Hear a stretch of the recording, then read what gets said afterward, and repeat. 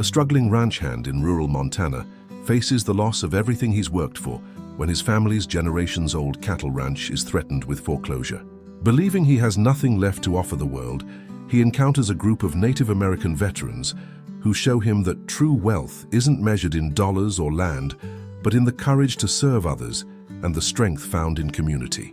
Through their guidance, he discovers his own purpose and learns that sometimes losing everything is the first step to finding what really matters. Sarifis, the foreclosure notice felt heavier than it should have in my calloused hands. 3 months, that's all the time we had left before the Riverside Ranch. 5 generations of my family's blood, sweat, and dreams would belong to someone else. I sat on the porch steps of the farmhouse my great-great-grandfather built in 1887, staring at the legal document that might as well have been my death sentence. The morning sun cast long shadows across the pasture where our remaining cattle grazed, unaware that their home was about to disappear. 23 head of Angus, that's what was left of what used to be a herd of 300. "Jake, you seen this?" My younger brother Tommy's voice cracked as he emerged from the house, holding his own copy of the notice. At 19, he still had that optimistic spark in his eyes, but I could see it dimming with each passing day. "Yeah, I seen it." I folded the paper and shoved it into my shirt pocket, right next to my heart, where it felt like it belonged now. Another weight I'd carry. The drought had been merciless for 2 years running. Wells dried up, grass turned to dust, and cattle prices dropped so low we couldn't even break even on feed costs. Dad's medical bills from his cancer treatment had eaten through what little savings we had, and now 6 months after we buried him, the bank wanted what was theirs. Tommy sat down beside me, his work boots scraping against the weathered wood. "What are we going to do?" I'd been asking myself that same question every night for weeks, lying awake in the room I'd slept in since I was 5 years old, listening to the house settle and creak around our family's memories. At 26, I was supposed to have answers. I was the older brother, the one who took over when Dad got too sick to work. But looking out at the land that had shaped every day of my life, I felt emptier than the dried creek bed that used to run clear and strong behind our barn. "I don't know, Tommy. I honest to God don't know." The sound of truck tires on gravel made us both look up. A dusty red pickup was making its way down our long driveway, followed by what looked like a convoy of 4 more vehicles. Visitors were rare out here in the middle of nowhere, 30 miles from the nearest town of Glacier Falls, Montana. As the trucks got closer, I could make out several men in the beds of the pickups. Native Americans from the looks of it, which wasn't unusual in this part of Montana. What was unusual was the organized way they were traveling together and the fact that they were heading straight for our house. The lead truck pulled up and stopped about 20 feet from our porch. A man who looked to be in his 50s climbed out of the driver's seat. He was tall and lean, with long black hair pulled back in a ponytail and wearing a simple white t-shirt, jeans, and worn cowboy boots. There was something about the way he carried himself, straight-backed and purposeful, that reminded me of the old-timers who used to work cattle drives. "Morning," he called out, raising his hand in greeting. "I'm looking for Jake Morrison." "That'd be me." I stood up, instinctively straightening my shoulders the way Dad taught me when meeting strangers. Tommy rose beside me, and I could feel his nervous energy. The man walked closer, and I noticed he had a slight limp in his left leg. Behind him, about a dozen other men were climbing out of the trucks. They ranged in age from what looked like early 20s to maybe 60, and every one of them had that same straight-backed bearing as their apparent leader. "Name's Robert Crow Feather," the man said, extending his hand. His grip was firm and honest. "These are my brothers," he gestured to the men behind him. "We heard you might be having some troubles." I felt heat rise in my cheeks. In a small community like ours, bad news traveled fast, but I hadn't expected it to reach beyond our immediate neighbors. "I appreciate your concern, but I don't think there's much anyone can do about our situation." Robert smiled, and there was something gentle but determined in his expression. "Mind if we sit for a spell? We've been driving since before dawn and we'd like to share something with you." Tommy and I exchanged glances. Hospitality was as natural as breathing in ranch country, even when you were down to your last dollar. "Course," I said. "Can I get you some coffee? It's not much, but—" "We brought our own," Robert interrupted kindly. He turned to his companions and nodded. Within minutes, they had produced a portable camp stove, coffee pot, and enough supplies to feed a small army from the beds of their trucks. As they worked with the practiced efficiency of men who'd done this many times before, Robert settled onto the porch steps. "I know, Jake. Sometimes when a man thinks he has nothing left to give, that's exactly when he's ready to receive something, he never knew he needed. I frowned, not sure what he meant. With all due respect, Mr. Crowfeather, I'm 3 months from losing everything my family built. I've got 23 head of cattle, about $400 in the bank, and a brother who deserves better than watching his heritage get auctioned off to the highest bidder. I literally have nothing to give anyone. One of the younger men, maybe 25, with short cropped hair and arms covered in tattoos, looked up from where he was preparing the coffee. "That's funny," he said with a slight grin. "That's exactly what I told Robert 3 years ago when he found me living under a bridge in Billings." Another man, this one older with grey streaking his temples, chuckled. "And I told him the same thing when he visited me in county lockup. Said I was nothing but a washed-up drunk who couldn't even take care of himself, much less help anybody else." Robert's eyes never left mine. "Jake, every man standing here today once believed he had nothing to offer the world. Every single one. But we learned something that changed everything. The aroma of strong coffee began to fill the morning air, mixing with the familiar sense of hay and livestock that had been the backdrop of my entire life. Despite my skepticism, I found myself curious about these strangers who'd driven hours to sit on my porch and share coffee with a failing rancher. "What did you learn?" Tommy asked, his voice barely above a whisper. Robert stood and walked to the edge of the porch, looking out over our struggling land with the eye of someone who understood what it meant to work the earth. When he turned back to us, his expression was serious but filled with something I couldn't quite identify. Hope, maybe, or purpose. "We learned that a man's worth isn't measured by what he owns or what he's lost. It's measured by what he's willing to give of himself when others are in need. And son," he looked directly at me, "we've got some folks who need exactly what you have to offer." I was about to protest again that I had nothing, but something in his tone made me pause. These weren't the words of a man offering charity. They sounded more like the words of someone extending an invitation. The coffee Robert's men brewed was stronger than anything I'd tasted, rich and dark with a smoky flavor that seemed to carry stories in every sip. As we sat in a rough circle on our porch and the patch of dirt in front of it, I found myself studying the faces around me. Each man carried himself with a quiet dignity that spoke of battles fought and won, not all of them on foreign soil. "You served?" Robert asked, nodding toward the small Marine Corps flag that flew beneath our American flag on the pole Dad had erected near the driveway. "2 tours in Afghanistan," I replied. "Got back 4 years ago. I didn't mention the nightmares that still woke me some nights, or how the wide open spaces of the ranch were the only place I felt truly at peace." Robert nodded knowingly. "Army, myself. Iraq, twice. Most of these boys are veterans too." He gestured around the circle. "That's how we found each other. That's how we found our purpose." The young man with the tattoos, I learned his name was Marcus, leaned forward. "I was sleeping rough for 8 months after I got discharged. PTSD, drinking, couldn't hold a job, thought I was worthless." He paused to sip his coffee. Then Robert showed up at the shelter where I was staying and asked me to help him deliver supplies to an elderly woman on the reservation whose grandson had been killed in Kandahar. "I didn't want to go," Marcus continued, his voice growing stronger. "Told him I had nothing to offer some grieving grandmother, but he kept asking, so finally I said yes just to get him to leave me alone." The older man with the grey temples chuckled. "Same story, different details. I was the drunk in lockup, remember? Robert bailed me out and asked me to help him build a ramp for a disabled veteran who couldn't get his wheelchair up the steps to his trailer. Let me guess," I said, starting to see a pattern. "You told him you had nothing to give." Exact words. The man, Joseph, I'd learned, confirmed. But Robert has this way of not hearing that particular phrase. Robert smiled and set down his coffee cup. "See, Jake, there's something most people don't understand about having nothing. When you've lost everything, your sense of purpose, your direction, your belief in yourself, you're actually in the perfect position to discover what really matters." Tommy had been quiet through most of this exchange, but now he spoke up. "What do you mean?" "I mean that when you stop thinking about what you can get from life and start thinking about what you can give to it, everything changes." Robert's voice carried the weight of hard-earned wisdom. "These men aren't here because they're successful by the world's standards. They're here because they learned that success isn't about accumulating, it's about contributing."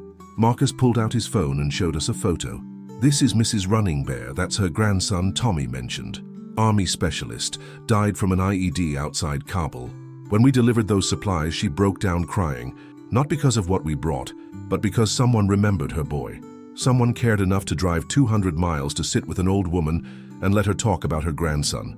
He swiped to another photo. this one showing him helping an elderly Native American woman hang laundry on a clothesline. I spent 3 hours with her that day, fixed her porch railing, chopped some firewood, listened to stories about Tommy, that was her grandson's name. And when I left, I felt something I hadn't felt since before my first deployment. What was that? I asked, though I suspected I knew. Useful, needed, like maybe there was a reason I made it home when Tommy didn't. The words hit me in the chest like a physical blow. How many times had I wondered the same thing about the brothers I'd lost overseas?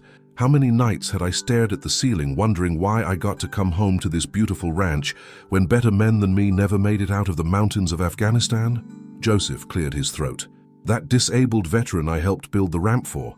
His name was Danny Martinez, 24 years old, lost both legs to a roadside bomb, been stuck in his trailer for 6 months because the VA was backed up on home modifications. He paused, his weathered hands clasped around his coffee cup. Took us 2 days to build that ramp, cost maybe $150 in materials. But the look on his face when he could roll himself outside again, that look changed my life, Joseph continued. Made me realize that my problems, the drinking, the anger, the feeling sorry for myself, they were just noise. Danny needed something I could provide. Something simple, something that didn't require money or education or any special skills. Just willing hands and a heart that was open to helping. I felt something stirring in my chest, a warmth I hadn't experienced in months. How many people have you helped? Robert shrugged. We stopped counting after the first 100. Veterans, families, elders, kids. Doesn't matter if they're native, white, Latino, black. Doesn't matter if they're rich or poor. What matters is the need and our ability to meet it. The warmth in my chest was growing stronger, but so was my confusion. That's incredible work you're doing, but I still don't understand what this has to do with me and Tommy. We're about to lose everything. How can we help anyone when we can't even help ourselves? Robert stood and walked over to where our horses, Buck and Daisy, were grazing in the near pasture. He studied them for a long moment before turning back to us. Jake, you've got 2 things that are more valuable than money, more powerful than property, more lasting than anything the bank can take away from you. What's that? Skills and heart. He pointed toward the horses. You know how to work with animals, how to read the land, how to fix things with your hands. You understand what it means to work hard for something you love. And after losing your father and facing the loss of your family's legacy, you know what it feels like to hurt in a way that goes deeper than surface wounds. If this part is touching your heart, tell me from which place in the world you're listening to this story. Robert walked back to the group. 3 hours from here, there's a reservation where kids have never learned to ride horses, where elders are struggling to maintain their cattle herds because they can't afford help, where veterans like us are fighting their own battles with nothing but empty promises from agencies that don't understand what we need. Marcus nodded.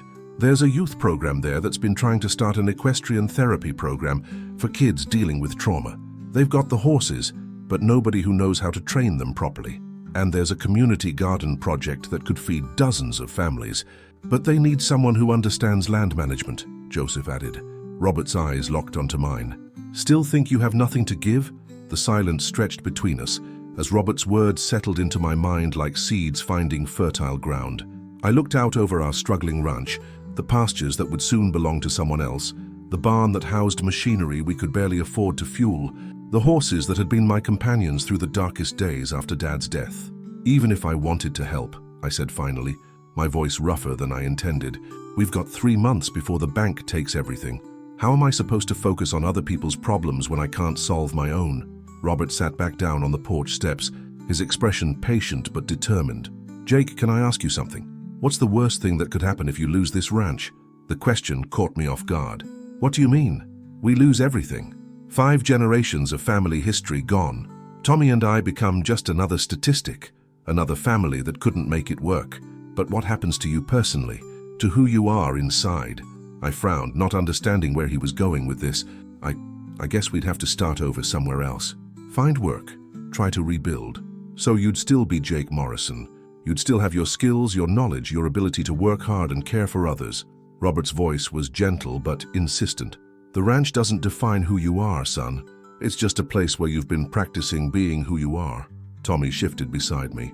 I could feel him listening intently to every word, searching for hope the same way I was. Marcus leaned forward. When I was living under that bridge, I thought losing my apartment, my job, my girlfriend, I thought that was the end of my story. But it wasn't the end. It was just the end of one chapter. A painful chapter, but not the whole book. The difference, Robert continued, is what you do with the chapters that come next. You can spend them bitter and defeated, or you can spend them discovering what you're really capable of when you're not trying to hold on to something that's already slipping away. Joseph nodded. Sometimes the universe has to take away what we think we need so we can find what we actually need. I stood up abruptly, pacing to the edge of the porch. That's easy to say when it's not your family's legacy on the line. This ranch isn't just property to me. It's where my great-great-grandfather proved up his homestead claim. It's where my grandfather survived the Dust Bowl. It's where my dad taught me everything I know about life. And where did your dad learn those things? Robert asked quietly. From his dad, and his dad before him, and I stopped, understanding beginning to dawn. Those lessons, that knowledge, that strength, they're not tied to these particular acres, Jake. They're tied to you. They live in your hands, your heart, your character. The bank can't foreclose on who you are. The words hit me like a revelation, but doubt still gnawed at my edges. So what are you suggesting? That I just walk away from everything and come help people on the reservation? I'm suggesting that you consider the possibility that helping others might be exactly how you save yourself. Robert stood and walked over to me. And maybe, just maybe, how you save this ranch too. What do you mean?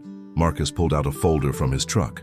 We've been working with a non-profit organization that helps connect veterans with purposeful work. They're looking for someone to coordinate rural outreach programs, someone who understands both agricultural work and military service. My heart started beating faster. What kind of programs? Equestrian therapy for kids and veterans dealing with trauma, Joseph explained. Agricultural education for reservation communities, mentorship programs matching experienced ranchers with young Native Americans who want to learn cattle management. The position comes with housing, a decent salary, and, Robert paused, watching my face carefully, the use of land for maintaining your own small herd while you work. I felt like the ground was shifting beneath my feet. You're offering me a job. We're offering you a chance to discover what you're really meant to do, Robert corrected. The job is just the framework. Tommy grabbed my arm. Jake, this could work. You could keep some of our cattle, maintain the bloodline Dad worked so hard to establish, and maybe, his voice grew excited, maybe in a few years we could buy back some of our family's land. The idea was both terrifying and exhilarating. Leave the only home I'd ever known to work with people I'd just met, doing jobs I'd never considered. But as I looked around the circle of men who'd once thought they had nothing to give, I saw something in their faces I hadn't seen in my own mirror for months. Hope. There's something else, Marcus said, his voice growing serious. The first assignment, if you take the position, is working with a group of young veterans who've been struggling since they got back. Some are dealing with addiction, some with depression, some just with the feeling that civilian life doesn't have room for who they've become. They need someone who understands what it's like to come home and feel lost, Joseph added. Someone who knows what it means to love something so much you'd rather die than lose it. Robert's eyes never left mine. They need someone who's facing his own crisis and finding the courage to choose hope anyway. I walked to the railing and looked out over the pasture where our cattle grazed, their contentment a stark contrast to the turmoil in my heart. The morning sun was higher now, burning off the dew and promising another hot day in what had been an endless string of them. When would this start? I asked without turning around. As soon as you're ready, Robert replied. The need is immediate, but we understand this is a big decision. Tommy appeared beside me at the railing. What do you think, Jake? I thought about Dad's last words to me in the hospital. Take care of your brother, son, and take care of yourself. You're worth more than you know. Maybe Robert was right. Maybe the ranch had just been the place where I'd been practicing being who I was supposed to become. What comes next is even stronger, and to not miss how this story ends, make sure you're subscribed. It's free, and you'll be with me for every new story I share. I said slowly, I'd like to meet these veterans you're talking about. 2 weeks later, I found myself standing in the parking lot of the Little Shell Community Center, my truck loaded with everything I owned that mattered, Buck and Daisy in the trailer behind me, my father's tools in the bed, and a single suitcase containing clothes that still smelled like home. Tommy had stayed behind to handle the final details with the bank and pack up our mother's china, the only things of real value we'd managed to save. The community center was a simple brick building, surrounded by modest homes, and the kind of wide-open sky that had always made me feel small and significant at the same time. Robert was waiting for me, with 3 young men who looked like they'd rather be anywhere else in the world. Jake, I'd like you to meet your first assignment. Robert said with a smile that suggested he knew exactly how challenging this was going to be. This is David, Miguel, and Chris. David was probably 24, with the lean build of an infantryman, and eyes that seemed to be looking at something the rest of us couldn't see. Miguel appeared a few years younger, his left hand missing 2 fingers, an IED signature I recognized immediately. Chris couldn't have been more than 22, but his shoulders carried the weight of someone twice his age. "Gentlemen," Robert continued, "meet Jake Morrison, Marine Corps veteran, lifelong rancher, and the man who's going to help you remember what you're capable of." The silence that followed was thick enough to cut. David shifted his weight from foot to foot, Miguel stared at his boots, and Chris just looked skeptical. "With all due respect," Chris finally said, "we've heard this speech before, about purpose and healing and all that. No offense, but what makes you any different from the last 3 counselors who tried to fix us?" I appreciated his directness. It reminded me of conversations I'd had with myself in darker moments. "I'm not here to fix anybody," I replied. "I'm here because I need fixing too." That got their attention. 3 weeks ago, I was sitting on my porch watching my family's ranch get foreclosed. I was convinced I had nothing left to offer the world. These men, I gestured to Robert and his companions, showed up and told me I was wrong. Now I'm hoping we can prove that to each other. Robert led us to a large pasture behind the community center where a dozen horses grazed in the morning sun. They were beautiful animals, paints and quarter horses mostly, well cared for but clearly in need of more intensive training. The tribal council received these horses as a donation 6 months ago, Robert explained. They're meant to be part of a therapeutic riding program for kids who've experienced trauma, but they need someone who understands both horses and healing. David looked up for the first time since I'd arrived. "You know horses?" "Been working with them my whole life. My dad used to say that horses don't lie to you the way people sometimes do. They respond to who you really are, not who you pretend to be." Something shifted in David's posture. "I used to ride back in Texas, before I enlisted." "What did you ride?" "Cutting horses, mostly. Worked summers on my uncle's ranch." For the first time since we'd met, David's voice carried something besides resignation. I could see Robert watching from the corner of his eye, a small smile playing at the corners of his mouth. "Well then," I said, "sounds like you're overqualified to help me figure out which of these horses might work best with kids." Over the next hour, something remarkable happened. As we moved among the horses, assessing their temperaments and discussing their training needs, the walls these young men had built around themselves began to crack. Miguel, despite his injured hand, had an intuitive understanding of animal behavior. Chris, who'd been so skeptical earlier, revealed a gentle touch with a nervous mare that spoke of natural empathy. But it was David who surprised me most. When we approached a large paint gelding who'd been skittish with everyone else, David simply stood still and let the horse come to him. Within minutes, he was stroking the animal's neck and speaking in low, soothing tones. "What's his story?" David asked, nodding toward the gelding. "Rescue horse, probably abused before he came here. Doesn't trust easily." David continued working with the horse, his movements patient and deliberate. I know the feeling. By noon, we'd identified 3 horses that would work well for the therapeutic program and developed a preliminary training schedule. More importantly, we'd started something else, a conversation between men who understood what it meant to come home changed. "You know what I realized today?" Miguel said as we sat under a cottonwood tree sharing lunch that Robert's wife had packed. "I've been so focused on what I lost over there," he held up his damaged hand, "that I forgot what I brought back." "What do you mean?" Chris asked. "I mean, I spent 2 years in Afghanistan learning how to read situations, how to stay calm under pressure, how to work as part of a team. Those aren't disabilities, those are skills." David nodded slowly. "I keep having dreams about this kid we worked with in Kandahar. About 8 years old, used to bring us information about IED placements. Smart as hell, but terrified of everything." He paused, still stroking the paint horse's neck. "Maybe working with kids here, helping them learn to trust again. Maybe that's how I honor what happened to him." The conversation continued through the afternoon as we worked with the horses, each man beginning to see connections between his military experience and the possibility of service in civilian life. By evening, they were making plans. David wanted to develop a program specifically for military children dealing with deployment stress. Miguel was interested in working with kids who'd experienced physical trauma, and Chris had ideas about using horses to help young people build confidence and leadership skills. As the sun set over the reservation, painting the sky in shades of orange and purple that reminded me of home, Robert pulled me aside. "So, what do you think?" he asked. I looked back at the three young men who were still working with the horses, their earlier skepticism replaced by something I recognized as hope.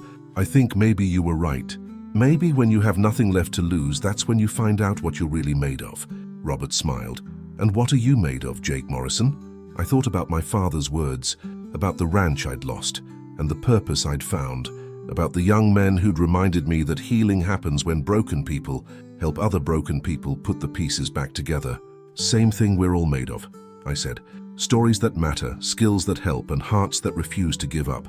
3 months later, when Tommy called to tell me that a group of investors had been so impressed with our therapeutic riding program that they'd offered to help us buy back a portion of our family's ranch, I understood what Robert had been trying to tell me from the beginning.